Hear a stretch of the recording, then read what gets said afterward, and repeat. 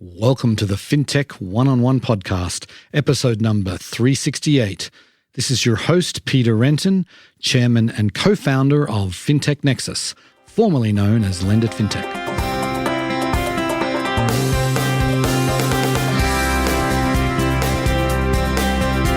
Today on the show, I'm delighted to welcome Matthew Wratten. He is the CEO and founder of EverChain. Now, you may know the company as Debt Trader. That's what they were called for many years, but they have recently to rebrand to EverChain. But anyway, I wanted to get Matt on the show because I think it's really interesting what they're doing. They're taking sort of this whole kind of debt buying experience from both the buyer and a seller, and they've completely changed it with technology. They have a platform that really is very sophisticated, and we talk about that in some depth.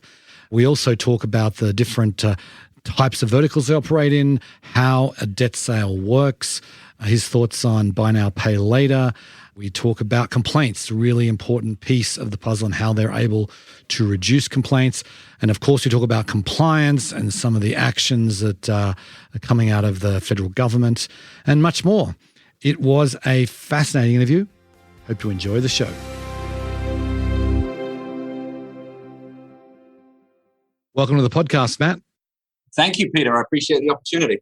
My pleasure. So let's kick things off by giving the listeners a little bit of background about yourself. Like me, you talk funny. You're not from these parts. So give us a little bit of the background about how you came to the US and what you've been doing since you got here. So I grew up in England, left the UK at 21 to come to America. My mother had gotten us green cards 10, 15 years before that. And I had to arrive in the UK before my 21st birthday, or that green card would no longer be valid.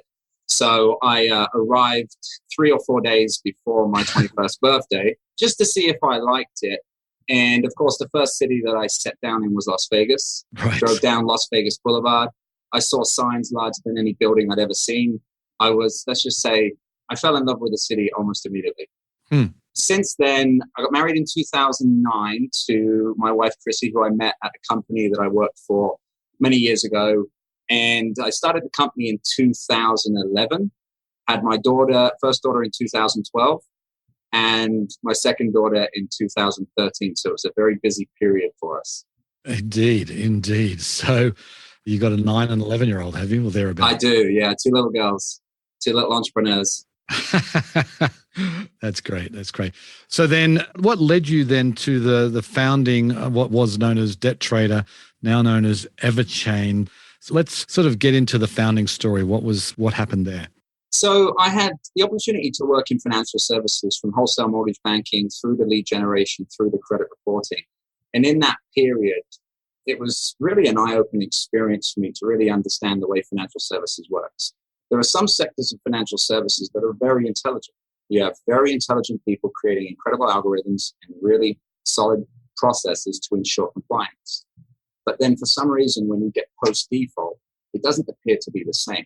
It's almost as if it's in the past. There hasn't been really any push for innovation post-default.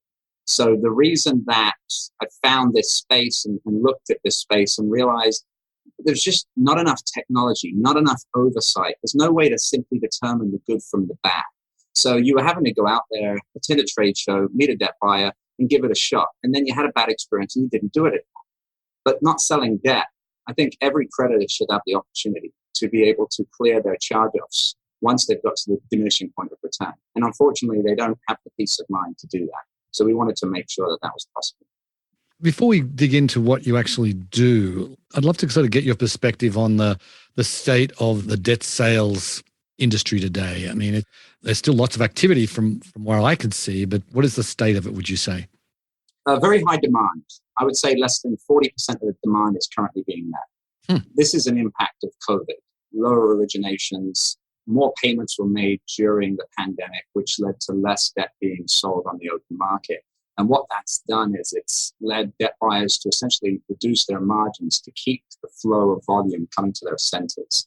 So right now we are experiencing, well, at least for us, and we've been in business for 10 years, this is the highest pricing we've seen for charged off debt in our 10 years. Wow. It's about 25% up from where we would expect it to be seasonality pre-COVID. So right now, it is a great time. I suppose if you use a real estate reference, it's a seller's market. Right, right. Okay, so then maybe you can tell us a little bit about your platform, how it works. I mean, maybe you could start off with saying how a typical debt sale has been done historically, and then how your platform is different to that. And that's really how EverChain or Debt Trader in 2012 came about. Because when I understood how creditors sold debt, it was shocking and quite surprising. There was no platform. They were sending an Excel spreadsheet with PII to a number of debt buyers who would submit bids back to them. The problem with that was that all of those buyers have now seen the PII. And now you have to hope and pray that all the buyers who aren't successful in winning the bid and the portfolio delete that data. And I just thought that was really an unnecessary step. I see it in customer acquisition too. I think it's lazy. I think that, you only have to ask the question to the buyers, why do you need that data to score the portfolio? Where are you going? 99% of them said TransUnion. Okay, so it sounds like we have to have a conversation with TransUnion, integrate with them, and provide you with the value score without letting you know it's Peter and Matt. You can see it's 1 and 2. But there's no reason to disclose who it is. There's no reason to share that PII because there's a way around it. So when you looked back at kind of the way things were being done, that was up until the point of sale. But even post-sale, the level of oversight just didn't exist. And, when I think about one of the first clients we signed, they were experiencing 1,700 consumer complaints a year, which seems high because it is high. And today, if we look back, I think in the last 12 months, they've received 2 or 3. Wow. How do you do that? Leverage. You create a network where creditors share their experience with one another. Buyers are held to account. Agencies are held to account. You create a technology platform that allows for you to be able to record the negative consumer experience against the buyer and agency, to be able to investigate and to be able to remediate, and then to be able to provide that to creditors who are considering doing business with that buyer in the future. One of my favorite things, buyers probably won't love this, but one of my favorite things is when a second place bidder or third place bidder wins. And the first place bidder asks, how did I not win?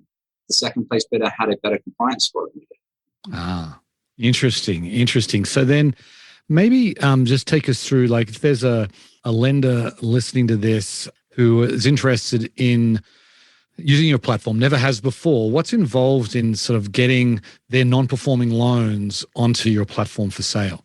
So we have an onboarding process where first we like to get familiar with the creditor. So what the industry calls a seller survey, which is essentially a multi-page document that allows us to truly understand the DNA of the creditor, how they write loans, who their customers, what they're looking to do, what they've done previously, so that there's an ability for the buyer who's going to be purchasing their accounts to be really able to understand the originator and to be able to hopefully be able to continue into collections with an appreciation for what they were trying to achieve with their customer. Past seller survey, we're going to look at your data file. We're going to help you to prepare that data file. So fast forward past onboarding, when you upload to our platform, we are going to go ahead and take a look at the data that you've uploaded. Now, bear in mind, there is no other technology platform in the industry that can do this, right? You're still going ahead and uploading Excel spreadsheets to secure FTPs, whether you're working with a broker or if you're working directly with the buyer, you're sending that file over to them, like I said before, for pricing and for review. But when you upload your portfolio to our platform, the first thing we're going to do is determine if you've sold these accounts before. Seems like that shouldn't happen. Creditor systems of records are solid. But the amount of times we prevented creditors from reselling the same accounts twice is quite staggering. When you look at the impact, the negative impact that would have on their brand and their bottom line, they're very grateful that we were able to do that. But that's really simple technology. And again, it reminds us why technology needs to exist. Because without it, how's a human being able to determine if these accounts have been sold before? In addition to that, we're going to look at the data. Does it make sense? Is the principal and interest equaling the total balance? If it isn't, then we need to have a conversation. So the system's going to go ahead and scan the entire portfolio for errors and warnings, and then share those errors and warnings with the creditor so that they can make sure that their portfolio is clean and accurate. After that point, the portfolio is then going to be scrubbed for the removal of any consumer who's currently in bankruptcy, deceased, or active duty serving this great country. Those 3 need to be dealt with in a specialty manner and shouldn't be sold along with the portfolio. However, outside of EverChain, they are sold. Sometimes the creditors catch them, sometimes they don't. In the case where they don't, the buyer buys them, and then the buyer puts them back. So now the creditor's accounting, the creditor's IT has to now figure out how to get that money back and how to insert those accounts back into their system. Interesting. So then I know you operate in like in the consumer lending space, but tell us a little bit about the verticals that you actually operate in today. We started by focusing on subprime because we felt that that sector needed a real lift in the consumer experience. So that was where we were born out of in 2010. And when I give you the examples of, over 100 complaints a month, that was where those were coming from. And we're very proud of the fact that we've reduced the consumer complaints, especially subprime and deep subprime, by 99%. From there, about 4 to 5 years in, we started to move up the tree, if you will, to near prime and prime. And that includes credit card and auto finance, whether it's deficiency or secured. And we plan to move into medical in 23, mainly because we believe that patients should be treated and respected in the same way that we're trying to ensure that consumers in debt are also treated. Okay, that's good. So, what was behind the rebrand? You started off, you were a debt trader for many years. Tell us a little bit about the thinking behind the rebrand to EverChain. So when we started the business, we wanted to create a compliant way to trade debt for a creditor to a buyer. What we quickly realized was that we're working with the creditor, we're working with the debt buyer, we're working with the collection agency. We're working with the collection agency to ensure they're compliant. We're auditing them on site, auditing the debt buyer on site. We're working with the creditor to ensure that they have absolutely everything they need, even if they were to find themselves under audit by the CFPB. We've had several creditors that were, and they've been able to hand that information over. So when we think about the rebrand, it was very clear to me that this technology and this mission can actually serve all of recovery, not just debt sales. Before a debt sale, you have a period of time that a creditor is going to collect internally, and you potentially have a period of time that they're going to outsource the accounts. The differentiator is usually a time value of money argument. So a creditor that has a higher interest rate is going to probably look to shorten their recovery cycle to simply take, let's say, 50% of the return, the annuity that remains, reinvest it in new loans, and find themselves better off with that strategy. A more prime or near prime creditor has to work their accounts for a lot longer for the math to make sense. Okay, so then what about buy now, pay later? Because there's not just one flavor of buy now, pay later. And I imagine like a lot of them are just 6-week loans that, I know they don't officially call them loans, but that's what they are in my book. But there's also some that go 6 months. I mean, a firm goes out to 3+ years. So is that a segment that you're looking at? It is. It's the fastest growing sector. We've onboarded more buy now, pay later this year than any other asset. And I think it's because these lenders, they truly care about their customer experience, even post default.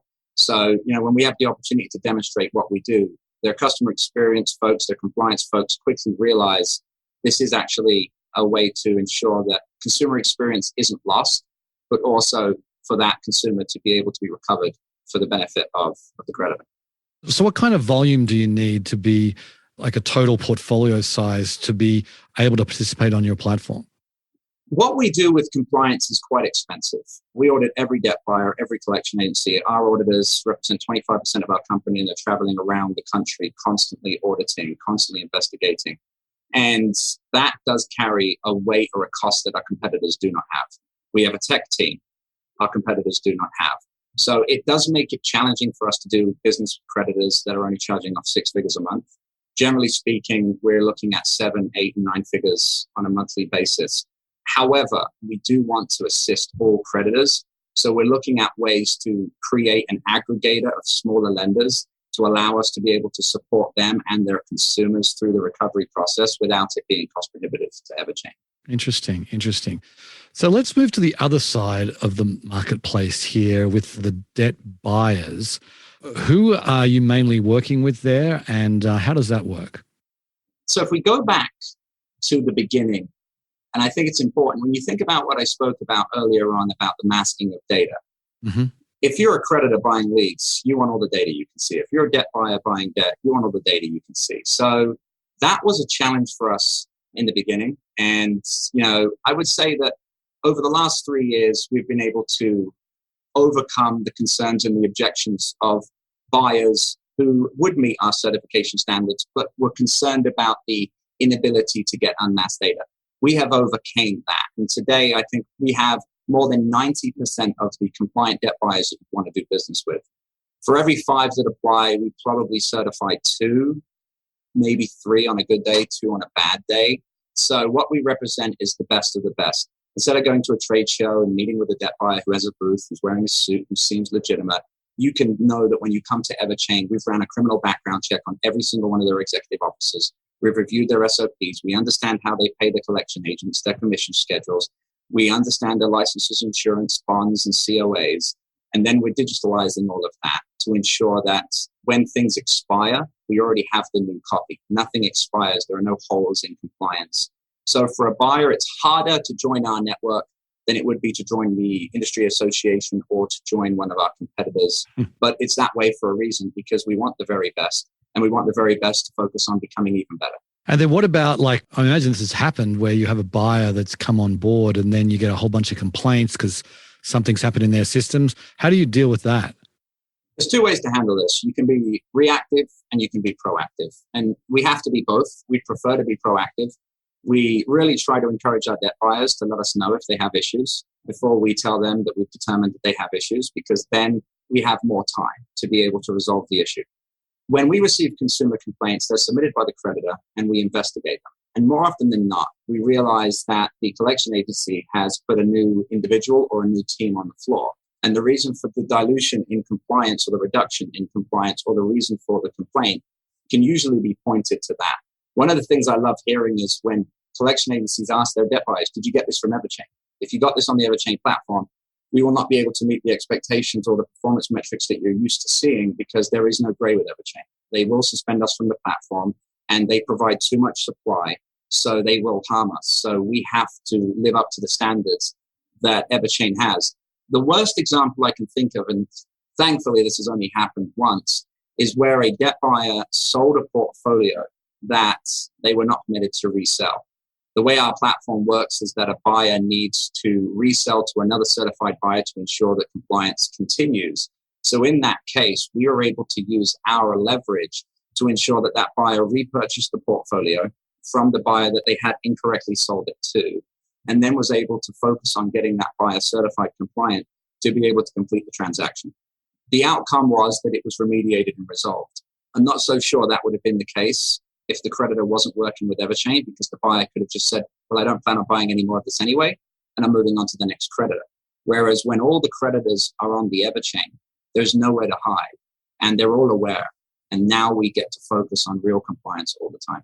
Mm-hmm. Interesting. So then for a lender, I mean, is there a sweet spot? I imagine it depends on credit box and on the vertical, but I'd love to get some insight here as far as a sweet spot for when lenders should be selling their non-performing loans.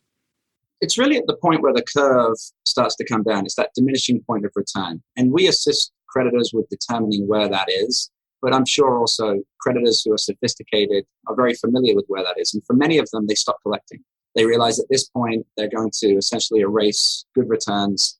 And so they should stop. And that's the point where the opportunity to sell to somebody who has the ability to collect, the experience of collecting at that stage, and the time and the ability to collect suddenly steps in. So where is that? It depends on who you are.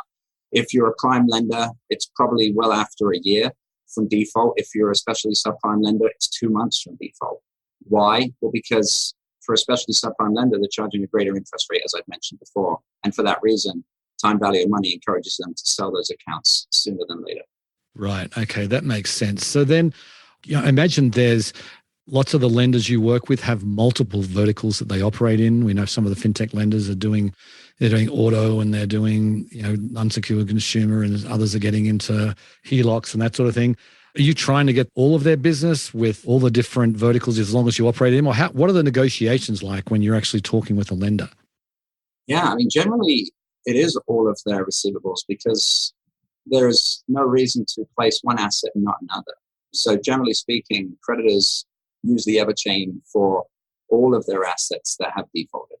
And so then is the platform, like, do people put in bids? And I mean, obviously you said that sometimes it goes to the second or the third highest bidder, but are you stepping away at that stage? Do you make recommendations for, like, the lender comes to you and say, what do you think this is worth? Do you let them price it however they want to price it, or do you provide advice there? And similarly to the buyers, do you kind of Do you provide any kind of feedback on the pricing that's on your platform? So let's start with the back and go to the front. So we do not provide buyers with advice on pricing. It's a company policy not to do that. Why? Well, because sophisticated buyers have spent a tremendous amount of money on valuation. And it's unfair that their valuation is made available to a brand new debt buyer who has not. And there's many ways for that to happen. We do not share with other buyers what other buyers have bid ever, not on the system, not in person. We respect the time and the money they've spent to determine the value of the portfolio. Now, for the creditor, we obviously have a tremendous amount of data. Remember, EverChain has facilitated the sale of 11 million consumer loans in our system. And for that reason, we get to take a look at the market and really get a good idea and get a very tight range on kind of where you can expect to see pricing. However, that is just us giving them an idea, but ultimately the market will speak. And because our market boasts 90% of the buyers you want to do business with, it's a true market, it's a real market. And you're going to see as many as 7 to 10, 11, 12 bids from, certified debt buyers. And then from there, you're able to decide who to do business with. Now, the difference with us is that you're not just looking at prices, I mentioned earlier. You're also able to download a digital due diligence document for that buyer. You can even specifically look at what you're looking. So you don't have to download a 300-page stack and go looking for the thing that you're looking to check a box on. You're able to pull that down specifically. And in addition to that, we're going to go ahead and provide you with information on that buyer. How quickly do they fund? Do they have any delays? Do they have delays post-sale? Do they have delays dealing with complaints? What is their complaint ratio? Their complaint ratio is the number of complaints against the accounts that they've purchased. This allows us to truly provide the creditor the ability to understand the consumer experience with buyer 1 versus buyer 2 versus buyer 3. Our buyers are very aware of this rating system, and it really does encourage them to continue to invest in compliance, because investing in compliance is the only way to scale. When you provide a rating, you're just looking at objective data, right? You're not sort of looking at anything that's subjective that isn't available just in hard data? In the initial certification, we are looking at data outside of the EverChain to determine if they're worthy of being a certified buyer on our network. However, post-certification, now they're in the platform, we're looking at the complaints that are being reported. So the sellers receive the complaints almost always because the consumer goes back to the original creditor to complain about the debt buyer. The creditor then submits that complaint for our platform, and we're able to go ahead and substantiate it. Once substantiated, we can then begin the remediation process to ensure that the complaint is remediated, the buyer is making the investments necessary to prevent that from occurring again, and the creditor has all the necessary documents to be in compliance. Right. Okay, that brings up another question then around compliance, because I know the CFPB has been taking a look at debt collection in general. I know there was a report they put out earlier this year, I believe. And they've also said, the head of the CFPB has said multiple times, they're going after bad actors here. So, how do you interact with the government agencies? And I imagine government agencies may be taking action against someone potentially on your platform. How does that all work, and how do you help support the companies on your platform?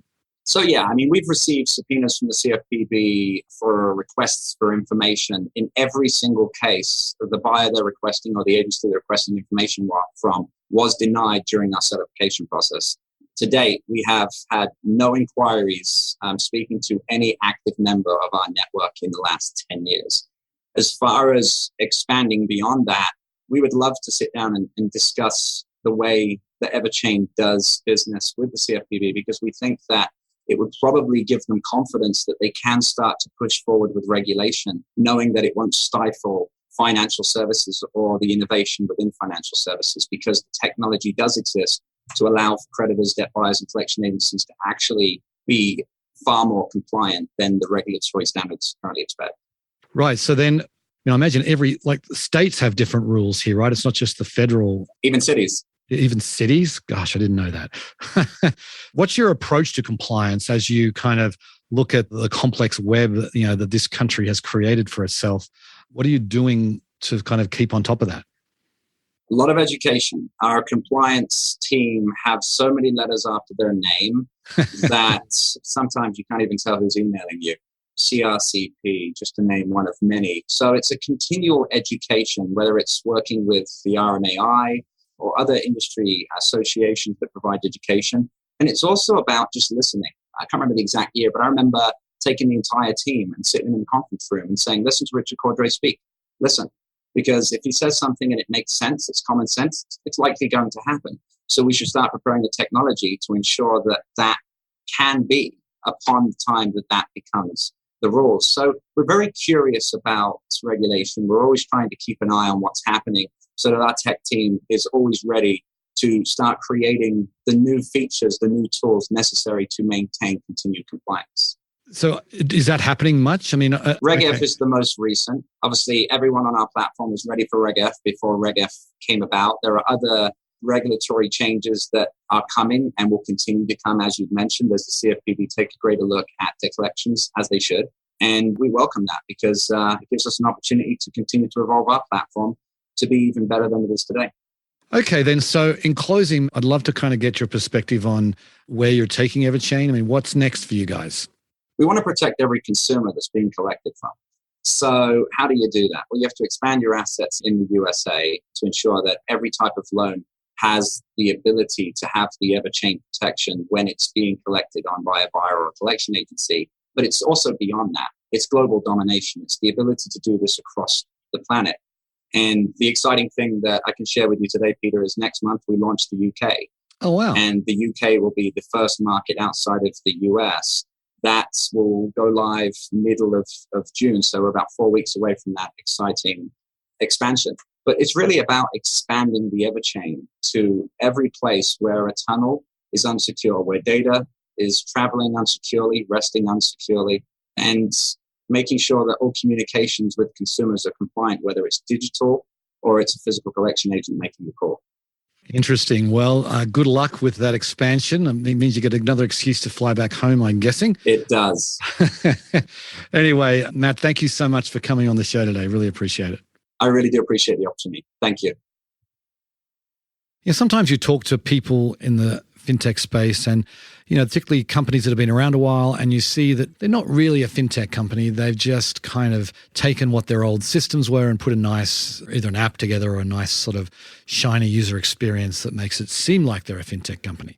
That's why I appreciate what Matt and the team at EverChain have done, where they've really built a technology platform. You're just listening to Matt, you can see that technology is such an important piece of what they've done. They've rethought the whole debt buying and selling experience and brought it onto a sophisticated platform where people can really interact and have a much better experience. And that's really what it's all about. And I applaud Matt and his team, and now they're going off internationally. That's a really big move as well. Anyway, on that note, I will sign off. I very much appreciate you listening, and I'll catch you next time. Bye.